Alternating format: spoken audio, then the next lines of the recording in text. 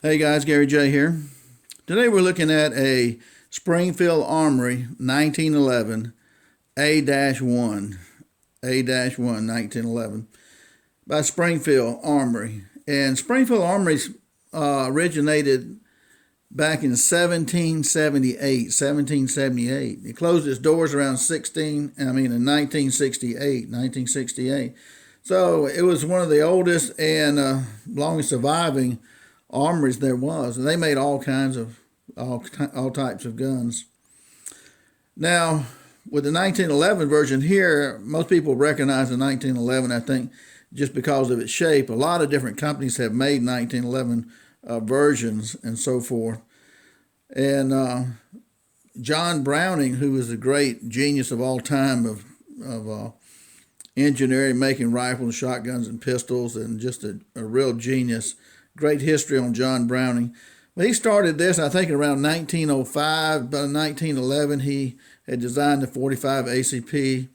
ACP means automatic Colt pistol, what that generally refers to. And that's what he was working on at the time. There was a 38 ACP before that, 38 caliber, that they had worked on.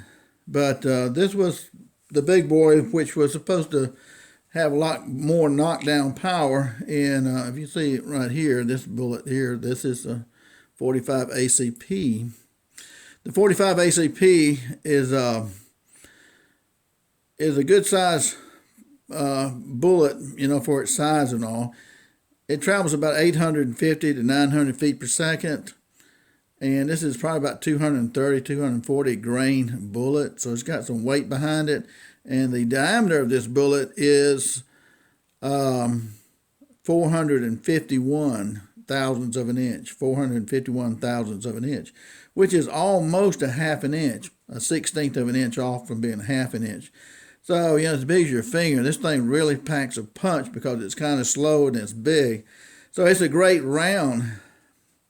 And 1911s were used in World War I, II, Vietnam, Korea. And so these were great pistols. Now, this 1911, again, this is Springfield.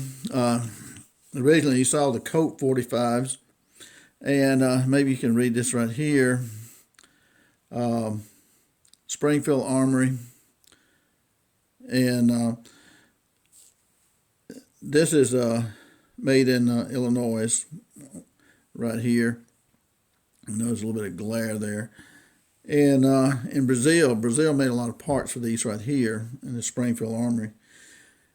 Now, these pistols have been accurized and sporterized more than any other pistol, probably. And right here, you may be able to read model 1911-A1 caliber 45. So with these kind of pistols, they make accessories to them where you can change out everything on this pistol. They make hundreds of different things you can buy to modify your 1911 design pistol and to make it a lot more accurate. And it reminds me of the Mauser's rifles. They make a lot of stuff for the Mausers. They make stocks, they make bolts, they make different sights, they make all kinds of stuff for the Mauser, 98 Mauser rifles too.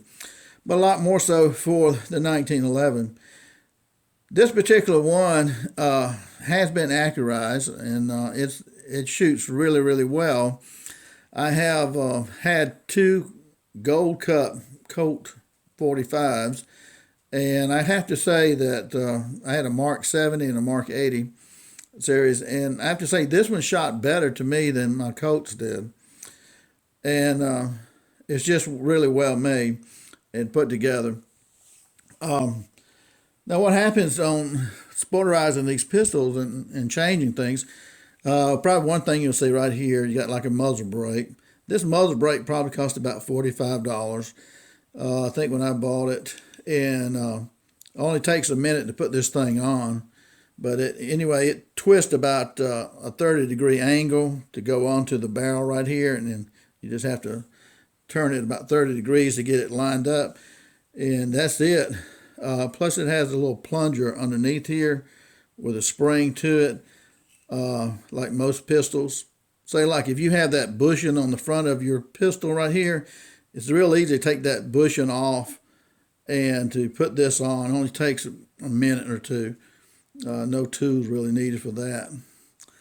But this is one of the things they do, and I like the longer barrel look, and plus this is a functional to a certain extent right here with these holes. When you shoot these guns right here, they kick. This is supposed to blow the powder out and the gases out, keep it from kicking quite as much. They don't kick that hard, but I mean they just kind of bounce up. So most people like to put something like a muzzle brake on here. This is not expensive. And then they'll change out the sights. These are nice sights right here they'll put on the front. And they like to change out the rear sights on here too. And these rear sights right here are really nice rear sights. And they're adjustable. So that's another thing that was done. Another thing is this trigger right here. This is a skeleton type trigger. And this was put on here as well.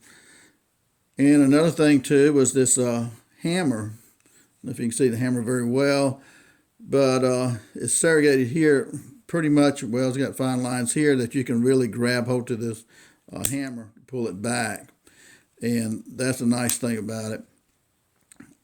So that was added, and the barrel here is another thing that was added onto this pistol right here. Now, I don't know if you can read this right here or not, but you guys who are 1911 aficionados, this says Heinie, Heinie 45 ACP. When I first saw this, I have no clue who Heinie was, Mr. Heinie. But he's a German fellow, and he is well known for being able to make some of the most accurate 45 1911s in the world. I looked him up years ago, and Mr. Heinie was 6 years behind on his orders. That's how famous this guy is. And even though this is his barrel, I think it came in as a kit. This is his barrel and all. It comes with a guide rod here too. And you know, for you guys who don't know what a guide rod does, it's supposed to help keep this barrel from moving around very much at all, and also keep the slide going back evenly, and to make this a more accurate pistol. A lot of people in competition with 1911s use a guide rod. Now these things can be a pain to disassemble sometimes. No joke about that. But this is how this looks right here. So it's really nice to have a Heinie barrel, because I've never seen anybody else with a Heinie barrel before.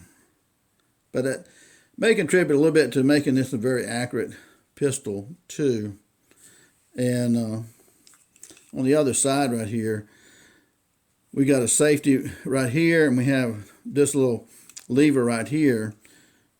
Now, on any kind of automatic, you don't want to just pull this down. If you pull this down, the slide will just slam real hard, because I've got like a 10-pound spring in here. And that spring's, I think it feels a little bit too heavy. You can get like an 8-pound spring. But anyway, if you pull this down right here, hold this slide right here, and don't let it slam. When you let it slam and there's no cartridge in here, you can damage these a little bit. So don't let them slam without releasing them slowly. So all automatic pistols are that way. You don't want to let them slam if you don't have a cartridge. Now, if you had a casing in there, that would be different.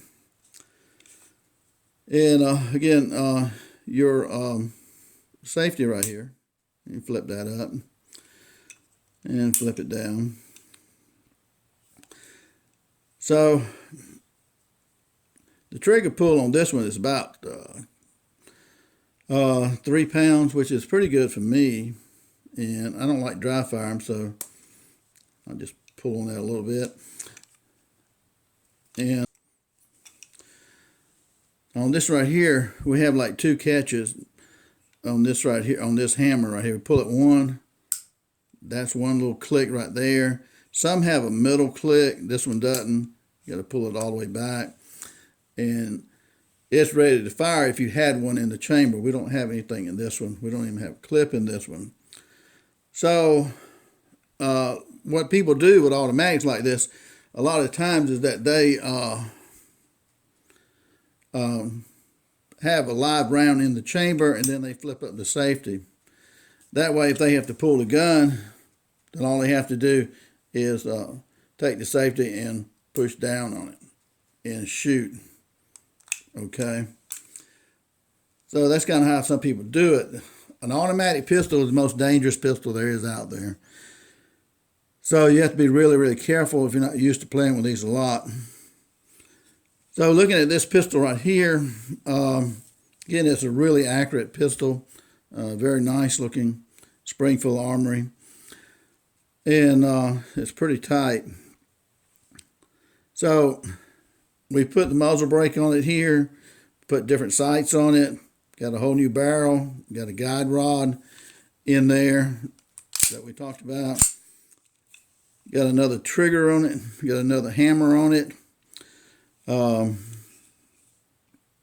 We've got this piece right here is been put on here, and this one right here has been put on a little different. And we have a clip right here. And one of the things I want to mention about the 45s is that, again, you've got these kind of bullets right here. And these bullets right here, these guns were designed. These guns were made for this round-headed ball-type bullet on the 45. That's what they were designed for. They make a lot of different bullets for the 45 that don't look anything like this. So you're going to have problems feeding these pistols with these 45s if you don't have this kind of round head bullet right here. So that becomes an issue sometimes. So you want to be careful that, you know, depending on what you're going to use your 1911 for, that you don't have it stovepiping that is jamming up on you. I mean, it's not too difficult to unjam, but I mean, if you were using it for a defense weapon, you would be in trouble if that thing jammed on you when you didn't want it to jam. So otherwise, these pistols are really great. Like I said, this is a truly accurate pistol, and I think a lot of guys that have guns, they're going to always end up with a 1911 of some type. It may be a Colt, it may be a Springfield, it might be a Kimber, it might be a Smith & Wesson, it might be a Dan Wesson 1911 style like this.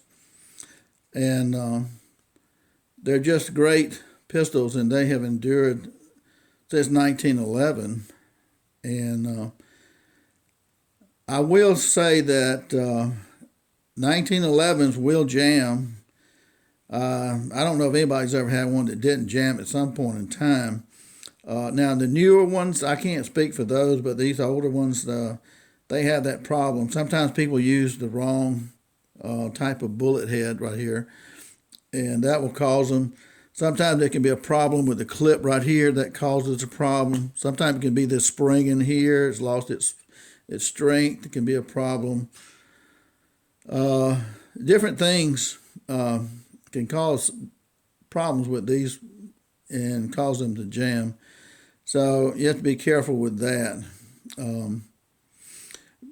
Pistols like Glock and Beretta, I like those because, I mean, I don't like them as much as this, but I mean, as far as not jamming, Glocks and Berettas are really unique.